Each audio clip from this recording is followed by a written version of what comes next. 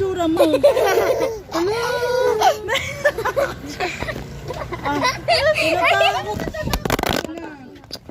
Ay, basag na. Ano natatakot? Tignan mo nga yung mukha niya. O, tao pa din siya ng tao. Kanina. Wala kanog. Ikaw naman, napakanog sa Oo. Pero nakabili na ba sila nung nakaraan? Mga nakaraan? Doon niya yung kagabi. Sabi ko, may ano doon, may champagne. Ilang buwan na silang doon. Ilang buwan na hindi pa rin natitsempohan.